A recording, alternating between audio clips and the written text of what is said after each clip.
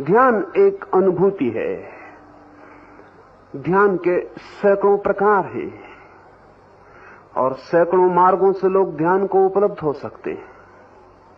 निश्चल ध्यान योग की तरफ पहुंचने के लिए भी सैकड़ों रास्ते हैं और पृथ्वी पर अनेक अनेक रास्तों से चल के लोग उस क्षण को उपलब्ध हो गए हैं जिसे हम मन का ठहर जाना कहें।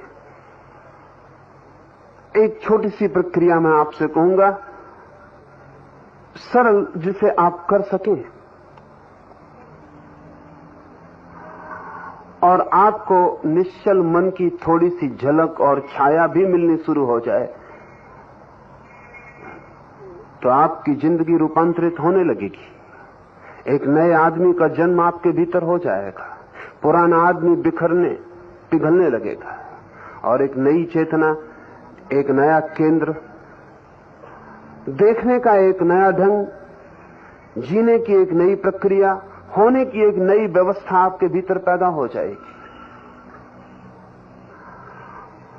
जैसे अचानक अंधे की आंख खुल जाए या जैसे अचानक बहरे को कान मिल जाएं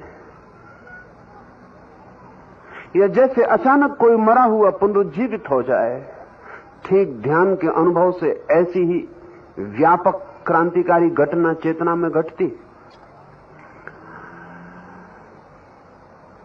अगर आपने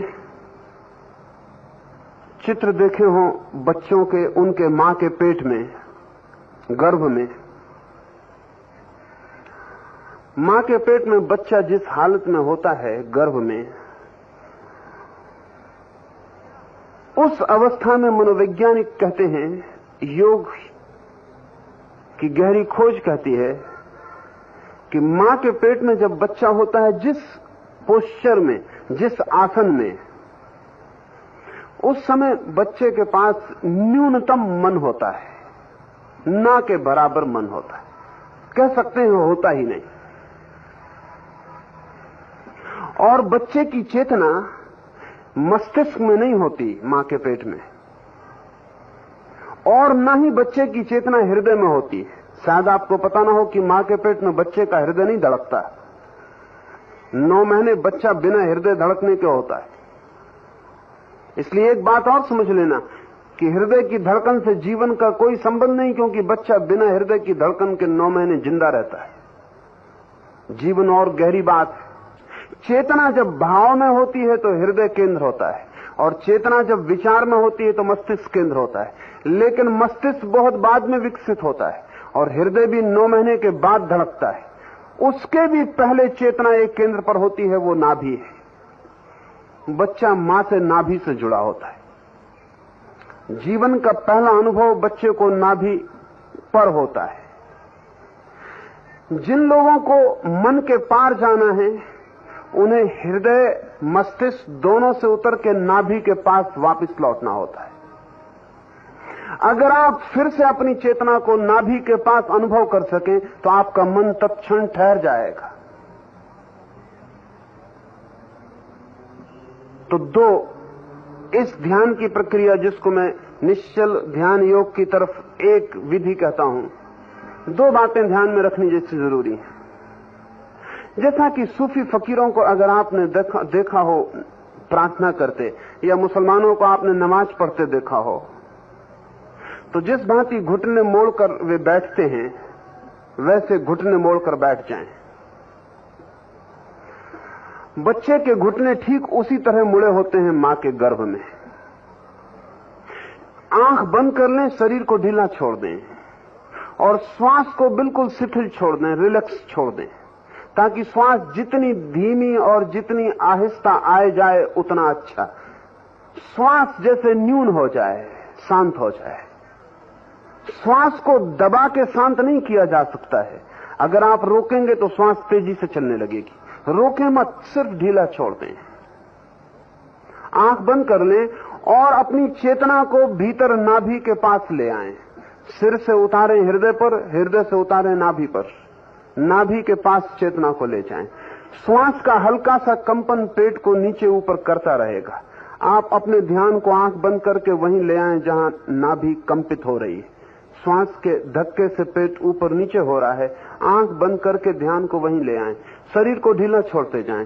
थोड़ी देर में शरीर आपका आगे झुकेगा और सिर जाके जमीन से लग जाएगा।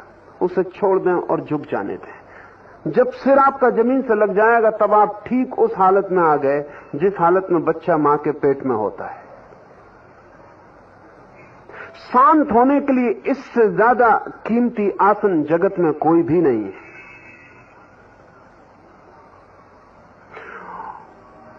आसन ऐसा हो जाए जैसा गर्भ में बच्चे का होता है और आपका ध्यान नाभि पर चला जाए। बच्चे का ध्यान और चेतना नाभि में होती है, आपका ध्यान भी नाभि पे चला जाए।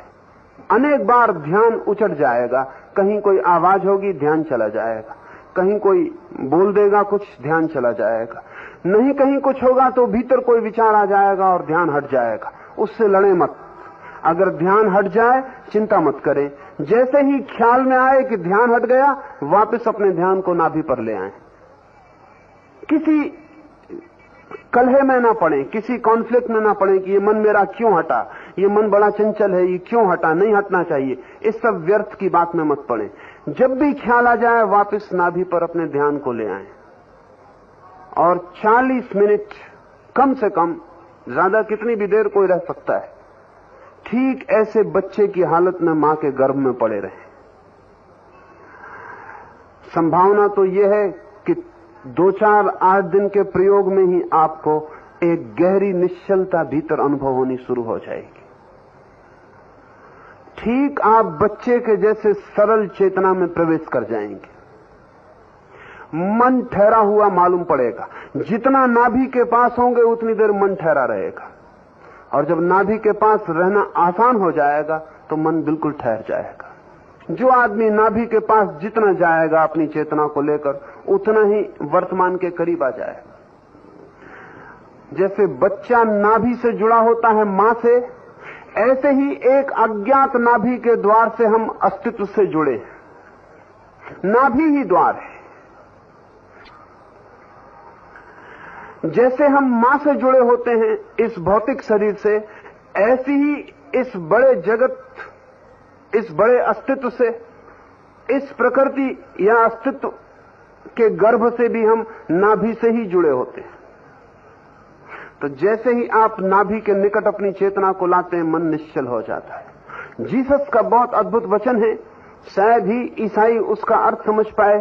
जीसस ने कहा है कि तुम तभी मेरे प्रभु के राज्य में प्रवेश कर सकोगे जब तुम छोटे बच्चों की भांति हो जाओ। लेकिन मोटे अर्थ में इसका यही अर्थ हुआ कि हम बच्चों की तरह सरल हो जाएं। लेकिन गहरे वैज्ञानिक अर्थ में इसका अर्थ होता है कि हम बच्चे की उस आत्यंतिक अवस्था में पहुंच जाएं जब बच्चा होता ही नहीं, मां ही होती है और बच्चा मां के सहारे ही जी रहा होता है। ना अपनी कोई हृदय की धड़कन होती, ना अपना कोई मस्तिष्क होता। बच्चा पूरा समर्पित मां के अस्तित्व का अंग होता है। ठीक ऐसी ही घटना निश्चल ध्यान योग में घटती है। आप समाप्त हो जाते हैं और परमात्मा के साथ एक ही भाव हो जाता है और परमात्मा के द्वारा आप जीने लगते हैं।